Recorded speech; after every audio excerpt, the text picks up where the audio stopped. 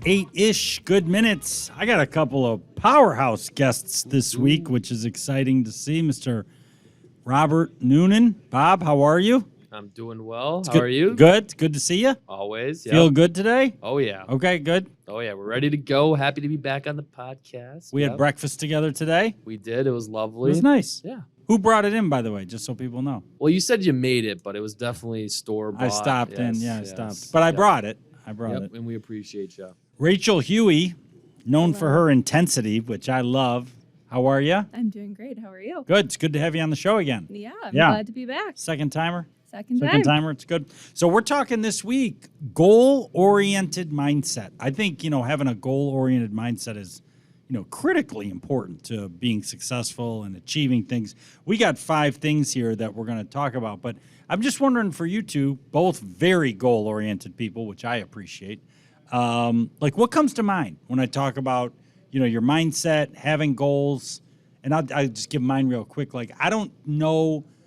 It's so innate in me at this point. I don't think I even do anything that I enjoy anymore that doesn't have a goal. If it doesn't have a goal, I'm like, what am I doing right now? That's just how I'm kind of wired, I guess. And that's from over the years, sort of chasing goals. I'm just wondering what comes to mind for you guys in terms of, being goal-oriented and why it's important and how it's helped you to become successful. What I would say about goals, a lot of people say they want to set a somewhat reasonable goal, right? Something that they can hit. I'm kind of on the other side. I want to hit a goal that it seems far out of reach, right? I want to set the bar high and then crush that goal. It feels way better to crush a goal when you set the bar high rather than shooting for more like a reasonable goal, right? We want to do 30 loans a month. I want to do 45, right? Set the bar high, crush the goal, set it higher the next time. Yeah, I like that. That's good. He likes to go agree. big. Well, I was even going to say setting an achievable goal, but also having in the back of your mind your next step to that. So not just the achievable goal, but the one that's going to go past. Like he said, 30 is the goal, but you want 45. So you set that for your own self rather than putting it on paper. Just so then that way, you can pump yourself up more and that you have a different goal than what's actually out there. Yeah. So that, you're just trying a little harder in your own mind. Yeah, of course. Okay, so we're going to play a little game today. I like a little game show type of thing on the podcast every now and again. 2 very goal-oriented young people. And I wrote down what I think are 5 very important steps. So I'm going to go through the 5 steps, and you guys can either say, I do that one or I don't, and maybe a comment about it if you want to as we go through the steps. You ready? Sure. Start with you, Huey, and then we'll go over to you, Bob. Ready? Writing down your goals. Do you always write them down? Yes. Via the computer or my phone. Okay. I don't handwrite them. But they're down. But they're down. They're yes.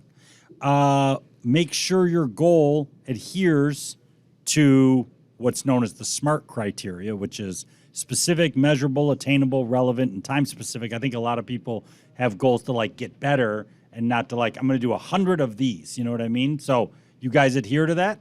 Yeah, I'd say so. I think maybe I'd struggle a little bit with the making it super specific or even attainable, because we just said you kind of want to make the goal a little bit harder. So the attainable might be a little harder. Okay. But yeah. Okay. Bob? Yeah, I overshoot on attainable, but adhere to all the other ones. Okay. Yeah. In a sort of a related story that you might find interesting, I don't know why, but on February 1st, I woke up and I told my wife it was Fitness February. And she's like, what is that? I go, that's what we're calling it. I said, I'm losing 10 pounds in Fitness February. 10 pounds in a month is tough. Oh, you know what's hilarious? I lost 4. You're going to laugh at this. But it was written down. I wrote it down. I had on February 28th, and I never asked you. I had it in my calendar to ask you if you lost the 10 pounds. Yeah. I never asked. Got 4. Okay. I mean, it's not like I loved that, but 10 is tough in a month. Yeah, that's unattainable. I think I could have done it.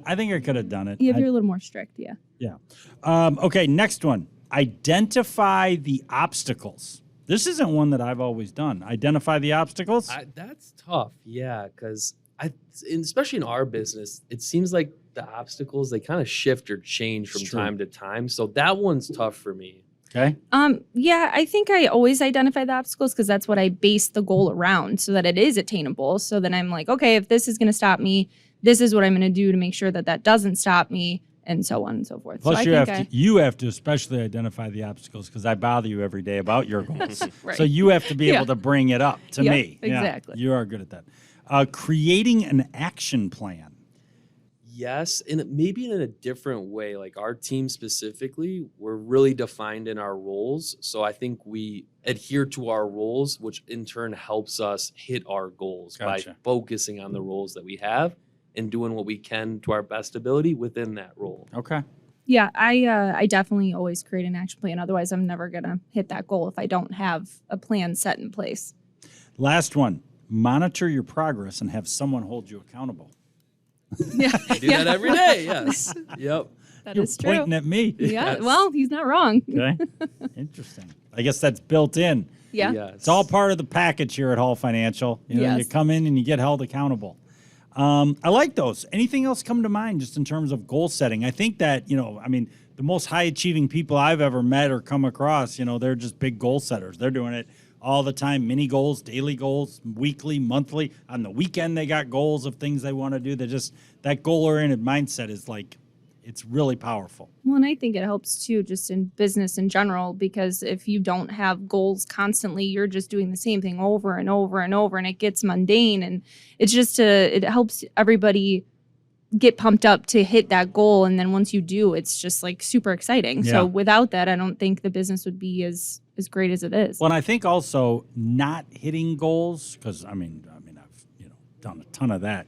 It makes it when you hit it feel that much better. Right. For people that always set goals and always hit them, I'm like, are those high enough? Because I'm kind of with you, Bob. I've just learned over time that there's, sometimes I just set it too high. Sometimes I set the toughest part for me is setting a good goal. I think it's Yes. hard. You have to walk a thin line, Yeah. right? Because you do want it to some degree be setting the bar high and hard to hit. But like you said, then when you don't hit it, it's kind of But when you do hit it, it feels darn good. Feels right? great. So, I think in the workplace, it just creates a better culture, kind of like what Rachel said. It's more fun. Everyone gets on board. So when you do hit the goal, everyone's excited about it.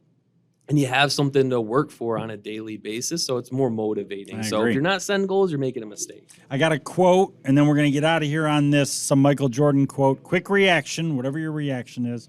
Obstacles don't have to stop you. If you run into a wall, don't turn around and give up. Figure out how to climb it, go through it, or work around it.